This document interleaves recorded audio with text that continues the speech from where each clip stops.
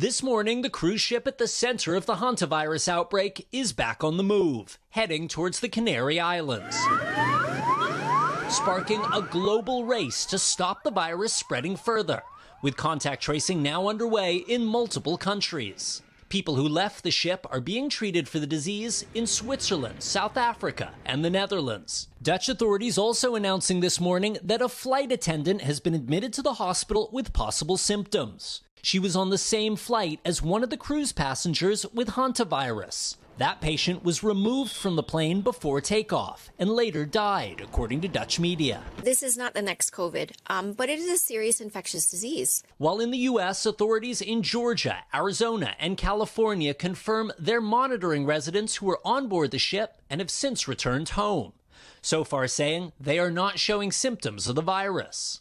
3 people were evacuated from the luxury cruise ship yesterday, flown by special air ambulances from Cape Verde, and 3 passengers have died so far. This was the moment the captain announced the first death back on April 12th.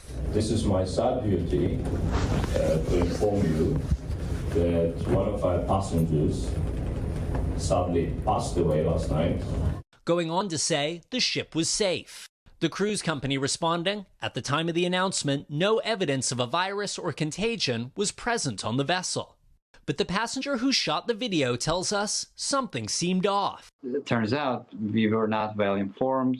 Investigators now hunting for the source of the outbreak. The leading theory, a Dutch couple on the ship who later died contracted the virus while on a bird-watching trip in Argentina's southernmost city. 2 Argentine officials telling the Associated Press they visited this landfill where they may have been exposed to rodents, catching the rare Andes strain of the virus, which can be transmitted from human to human, causing the outbreak on the ship and triggering alarm worldwide.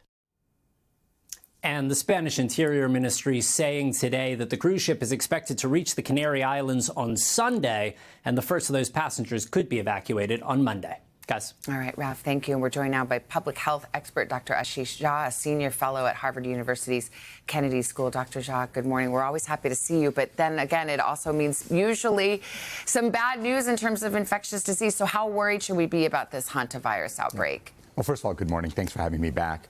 For the people on the cruise ship, I'm worried. Of course, we've got to make sure that they get care.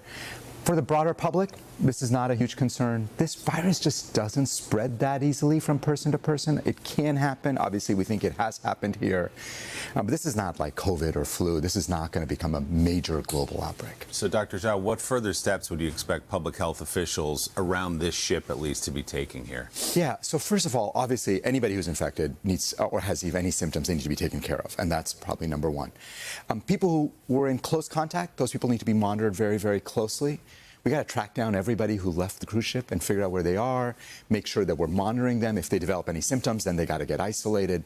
So this is kind of old-fashioned epidemiology. We can do it. And if we do that, I'm pretty confident we're going to contain this thing. Doc, what is the strain of hantavirus? Do we know? Yeah, we do. So as of yesterday, we know it's the Andes strain. The thing about hantavirus is it almost always just comes from rodents. It doesn't spread from person to person, except the Andes strain. This is a strain found in South America, and that's what we have identified, and that's why we think it probably is spreading a little bit from person to person. Could it mutate into something more dangerous? Look, we have not seen that. We've known about this virus for probably 6 decades. We have not seen that. I have no reason to believe now. Anything can happen, but I'm not particularly worried about that. What do you make of this report this morning that a flight attendant who had an interaction with one of the cruise ship passengers may have contracted it? Again, what we know about the Andes strain is that the way it spread happens is prolonged contact, sharing like a bedroom with somebody or really spending hours with that person. So it's unlikely that a flight attendant would get it from, let's say, a passenger, obviously, if they were in close quarters for a long period of time. So I'm guessing that it's out of an abundance of caution, but we just don't know right now. What about the symptoms and how do you treat it? I heard it's flu-like.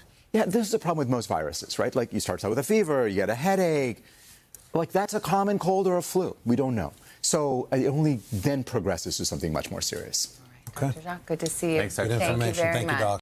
Hey, thanks for watching. And don't forget, you can catch the Today Show every morning on NBC or take Today when you're on the go. Just follow the Today podcast on Apple Podcasts, Spotify, or wherever you listen.